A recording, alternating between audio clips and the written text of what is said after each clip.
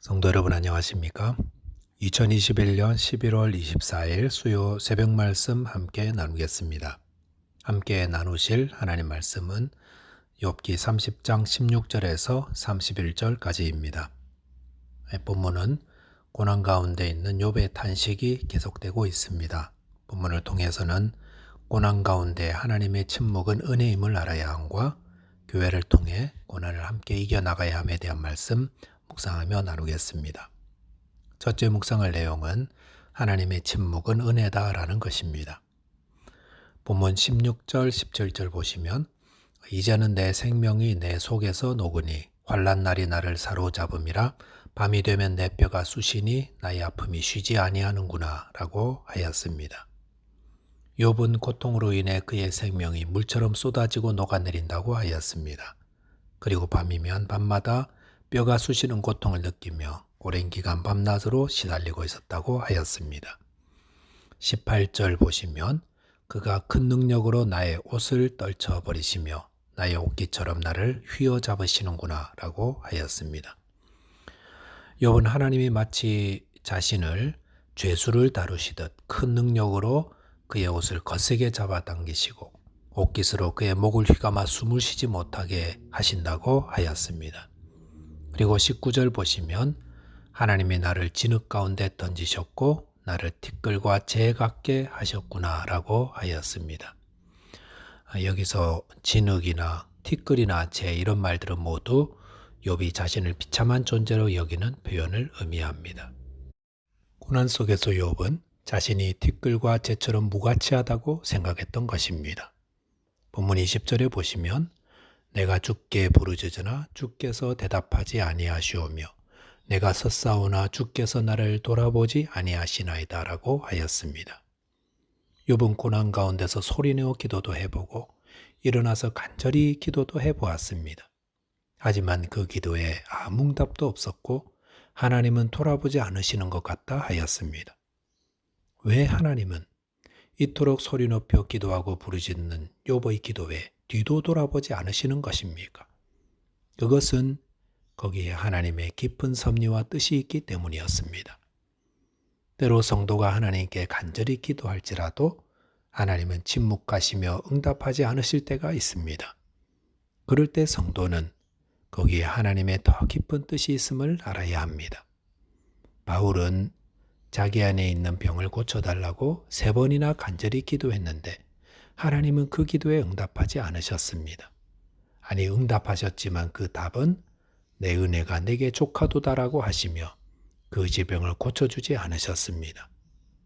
바울은 얼마나 신실한 주님의 종이요 또 기도하는 사람입니까?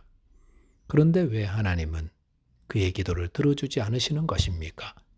그것은 바울이 그 질병이 있기 때문에 교만해지지 않고 겸손하여 신실한 주님의 사역자가 될 수 있기 때문이었습니다. 만약 바울이 그 육체의 가시와 같은 질병을 고침받았다면 아마도 바울은 교만하여져서 하나님을 대적하는 적그리스도가 될 수도 있었을 것입니다. 하나님은 바울보다 바울의 성향을 더 잘 아시기 때문에 그를 고통스럽게 하는 질병을 고쳐주지 않으셨던 것이었습니다. 하나님의 생각은 우리보다 훨씬 더 깊고 완전합니다. 그렇기 때문에 예수님도 십자가 고난을 앞두시고 겟세마네 동산에서 기도하면서 할만하시거든 이 잔을 내게서 지나가게 해 주옵소서. 그러나 내 뜻대로 마옵시고 아버지의 뜻대로 하옵소서라고 하였습니다. 예수님은 고난과 십자가의 고통을 피하고 싶어서 기도했지만 하나님의 뜻대로 이루어지기를 기도하셨습니다. 그 결과 온 인류를 구원하며 부활의 영광을 얻게 되셨습니다. 바울은 그의 기도가 거절된 후에도 주님께 충성하며 또한 하나님께 영광과 찬송을 올려드렸습니다. 예수님도 십자가의 고난을 순종으로 받으셨고 부활의 영광으로 높아지셨습니다.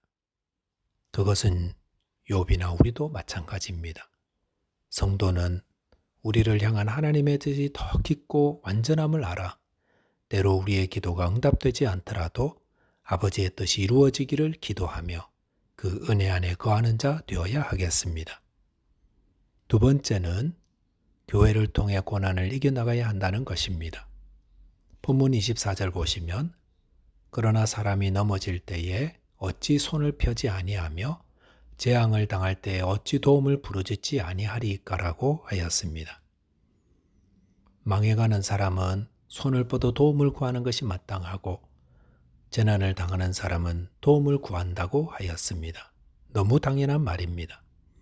25절에서 욥은 자신이 고난을 당하기 전에는 고생하는 자와 함께 울었고 또 빈궁한 자를 위해서는 함께 근신하며 아픔을 나누었다고 했습니다.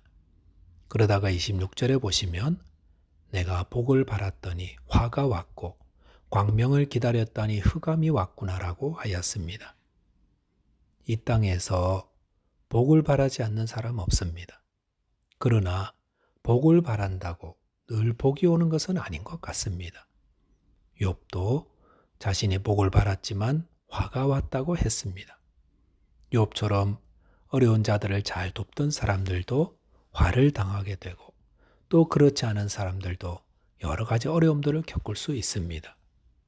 28절에 보시면 욥은 회중 가운데 서서 도움을 부르짖고 있느니라라고 했습니다. 고난을 당하면 누구나 도움을 구하게 됩니다. 그건 당연한 일이죠. 자, 그럴 때 우리는 어떻게 해야 합니까? 욥처럼 고난당하는 자와 함께 울고 마음을 함께 나누는 사람들도 있지만 욥의 친구들처럼 위로한다고 와서 오히려 상처만 주고 가는 경우도 있습니다. 29절에 보시면 욥은 나는 이리의 형제요 타주의 벗이로구나 하였습니다. 이리는 동료의 어려움을 오히려 조롱하고 기뻐하는 자를 의미하며 타조는 무심한 자를 상징합니다. 우리 가운데에 욥과 같은 고통 겪는 자가 있을 때에 우리는 어떠해야 할까요? 각 사람의 아픔과 고난은 각자의 몫이니까 혼자서 해결해야 한다고 그렇게 혹시 생각하지는 않습니까? 하나님은 그렇게 말씀하지 않으십니다. 하나님은 우리가 서로의 아픔과 고난을 돌아보며 서로 위로하고 긍휼히 여기며 도움을 주어 함께 극복해 나가라 하십니다. 야고보서 5장 13절에 보시면 너희 중에 고난당하는 자가 있느냐? 저는 기도할 것이요 라고 하시면서 또 병든 자를 위해 서로 기도하라 하였습니다. 또한 주님은 병든 자를 돌아보지 않고 고난 가운데 있는 자를 돌보지 않은 자들에 대해서 주님을 돌보지 않은 자라고 책망하시며 이런 자들은 형벌에 처한다고 하였습니다. 이것은 우리가 가까운 형제와 이웃의 아픔과 고난에 참여하여 도움을 주고 위로하고 함께 풀어가라 하시는 것입니다. 하나님은 우리 모두 공동체 속에서 서로 붙잡아주고 도우며 살기를 바라십니다. 특별히 교회 안의 성도들이 어려움을 당할 때 모른 채 하지 말고 함께 힘을 모아 어려움을 극복할 수 있어야 하겠습니다. 혼자 어려움 극복하는 것은 하나님의 뜻이 아닙니다.